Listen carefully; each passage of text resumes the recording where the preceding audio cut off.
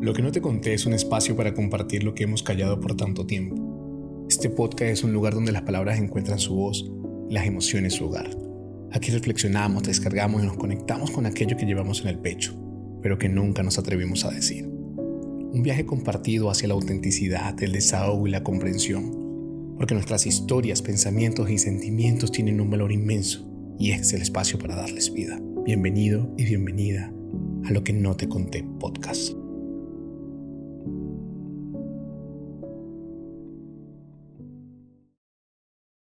Bienvenido y bienvenida a un nuevo episodio de Lo que no te conté podcast. Hoy ante el micrófono, como todos los lunes, Enrique Delgado. Hoy quiero particularmente hablar de una persona. Hoy traje a colación a un artista que para mí significa muchísimo y ha sido inspiración para atreverme a escribir con mucho más coraje, con mucho más resiliencia, pero sobre todo con la vulnerabilidad que nos caracteriza a los seres humanos, pero que de alguna u otra manera lo dejamos a un lado por miedo a expresarnos, por miedo a decir lo que sentimos, por miedo a que lo que llevamos dentro sea motivo de burlas.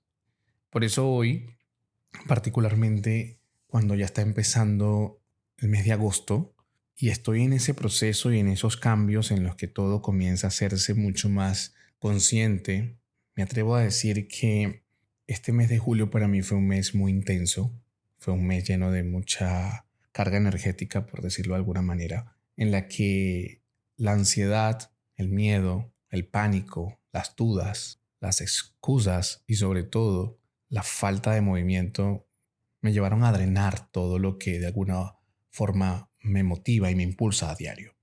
Pero en Frida encuentro siempre paz, para serte muy sincero, encuentro inspiración, pero encuentro historia.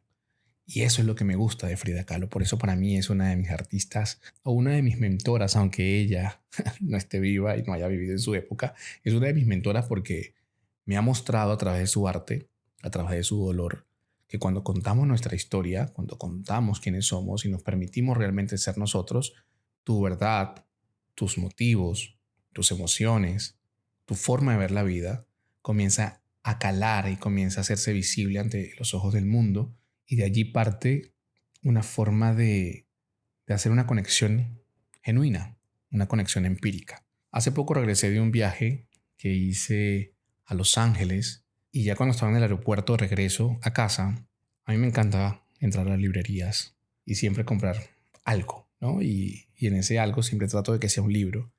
Y aunque muchos de esos libros los compro y no los empiezo porque ya tengo otras lecturas previas, este caso encontré un libro de Frida Kahlo. El libro se llama, acá lo tengo conmigo, El libro secreto de Frida Kahlo.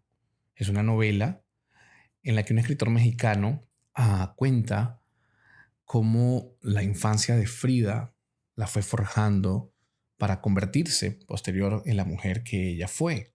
Pero la forma en la que está escrita realmente es una epifanía para mí porque demuestra que a través de la escritura y de la literatura comienzas a verte de una manera más empírica, más orgánica. Para mí Frida Kahlo no fue solo una pintora mexicana. Para mí Frida fue una mujer que convirtió el dolor en lienzo, la identidad en un espejo y su vida en un arte. Su obra, particularmente, es profundamente autobiográfica, pero esa obra nació y se gestó entre accidentes, entre amores tumultuosos y en un cuerpo que la traicionaba, pero que al mismo tiempo lo desafiaba. Y eso era lo que hacía que Frida Kahlo se convirtiera en la artista que fue y que sigue siendo a través del tiempo. Frida Kahlo pintó con entrañas, usaba pinceles, claro, pero me refiero a que cuando usaba el pincel en el lienzo, lo que realmente estaba usando era sus entrañas y su dolor.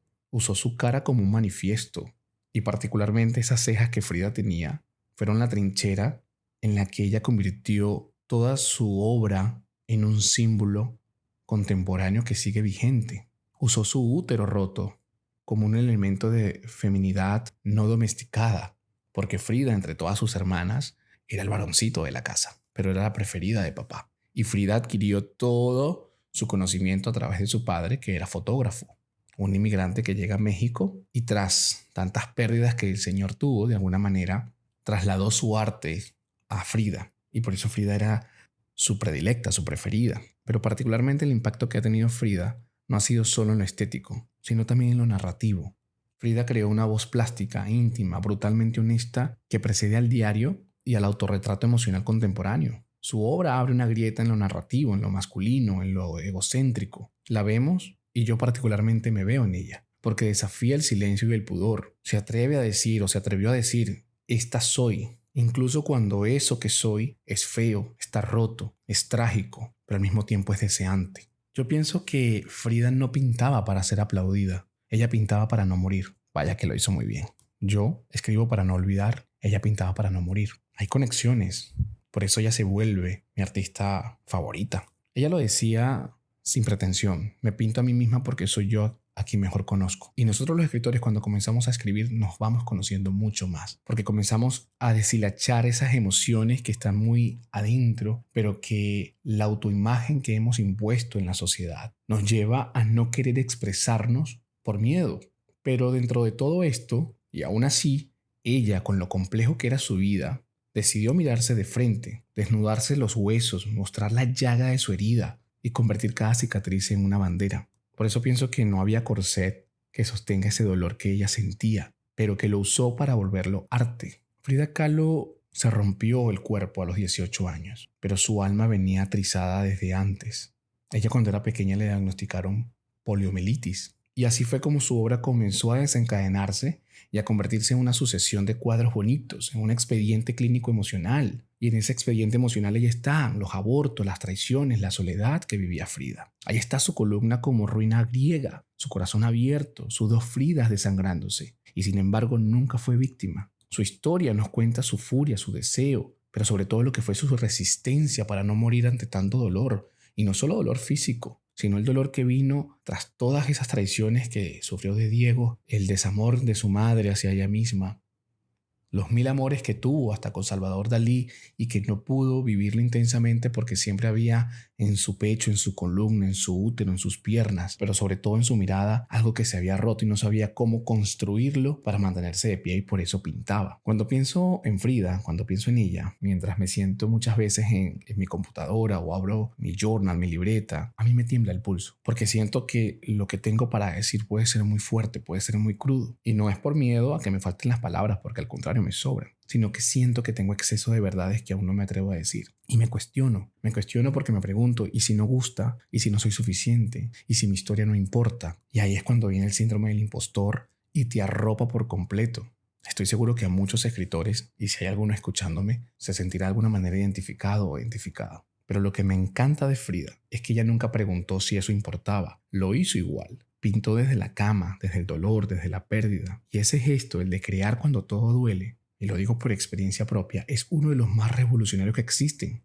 Ya quisiera sentirme como Frida en ese momento, quisiera estar dentro de su piel y saber realmente cómo ese dolor se convirtió en sus obras tan maravillosas. Para mí Frida sin duda es resistencia, es arte, es amor, pero sobre todo es resiliencia. Y como ella, muchos artistas escriben o pintan con la sangre aún fresca. Está el caso del escritor Ocean Vuong, que convirtió la muerte de su madre y su experiencia como hijo de inmigrantes en On Her Were Bradley Gorgeous, el título que llevó su novela, donde la belleza y la brevedad hacen de una historia que merece ser leída, porque le escribe a una madre analfabeta. Es una novela donde hay trauma, pero también hay ternura. Lo hizo con las uñas de su memoria, que de pronto entre tanto dolor aparecen oraciones que te llevan a entenderlo todo, a decirte a ti mismo, esto que siente tiene forma, tu historia tiene forma. Y escribir así desde las raíces es una manera de volver a casa, de no perderse entre tantas falacias. Los escritores tenemos la oportunidad de reconocernos cada vez más en nuestros textos, en eso que llevamos dentro, en lo que queremos expresar. Y Frida hizo eso, puso su historia en primer plano cuando lo correcto era esconderla. Y era correcto según las épocas en las que vivió Frida, porque la burla, el que dirán, las apariencias, era lo que prevalecía. Y su madre era así, su madre vivía de las apariencias, porque mientras su arte en esa época la hacía huirse del yo misma, ella lo hacía el centro. No pintó paisajes ni frutas exóticas, pintó a Diego clavado en su frente, a su pierna amputada, a su útero ausente, pintó el miedo y lo convirtió en testimonio. Hay otra escritora de la que tuve oportunidad de leer, Cheryl Strait hizo lo mismo, su madre murió y su vida se deshizo. Caminó sola más de 1700 kilómetros por el Pacific Crest Trail y escribió Wild. Es un libro brutal, honesto, sin maquillaje. No quiso quedar bien con nadie, quiso revivirse una y otra vez, y en ese proceso otros empezamos a reconocernos. Porque cuando alguien cuenta su historia con esa crudeza, abre la puerta para que otros digamos, yo también. Es por eso que escribimos, no para demostrar talento ni para conseguir likes. En su momento yo lo estaba haciendo, estaba escribiendo porque quería sentirme parte de algo. Hoy escribo porque necesito drenarme, necesito entenderme, necesito conocerme más, necesito saber visceralmente qué es lo que llevo guardando dentro por miedo. ¿Pero miedo a quién? ¿Miedo a qué? Escribimos porque hay algo que no se puede callar más, porque lo no dicho se enquista y lo escrito alivia. Yo, como muchos, empiezo desde el temblor, desde ese lugar frágil donde la hoja parece juez y el miedo grita más fuerte que la intuición. Pero también empiezo con un impulso más hondo, el de contarme antes de perderme, el de construir memorias mientras todo se mueve, el de convertir el dolor en forma. Frida me acompaña, Ocean y Cheryl también. Quizás escribir no sea otra cosa que eso, una conversación con quienes se atrevieron antes. Frida nos enseña que la vulnerabilidad es una forma de coraje narrativo, que no hay que esperar estar bien para escribir bien, que la historia personal, si se cuenta con verdad visceral, se vuelve universal, que el cuerpo, el amor, el dolor y la identidad no son temas menores sino mapas literarios posibles. Su legado es una invitación. Escribe con cicatrices, no con tus filtros. Haz de tu narrativa un espejo roto y al mismo tiempo una promesa de sanación. No edites tus emociones por miedo al juicio. Frida no lo hizo, y por eso aún sigue siendo historia, aún sigue estando presente. Quizás escribir no sea otra cosa que eso, una conversación con quienes se atrevieron antes, porque si no escribo lo que siento me hundo, porque si no lo cuento se lo lleva el tiempo, porque tal vez alguien más, como yo con Frida, lea mis palabras y se sienta menos solo. Frida Kahlo fue un acto de resistencia que lo convirtió en arte. Para el escritor es un faro, escribir como ella pintaba, sin piedad, sin máscara, pero sobre todo vamos a escribir con el alma. Gracias, gracias por haberme escuchado, gracias por llegar hasta acá. Si te gustó el episodio, compártelo con algún amigo o amiga escritor, o compártaselo al mundo. Quizás encuentres un poquitico de inspiración en todo esto que aquí he contado. Te mando un abrazo y nos vemos en una próxima entrega, un próximo episodio de Lo que no te conté, podcast. Muchísimas gracias.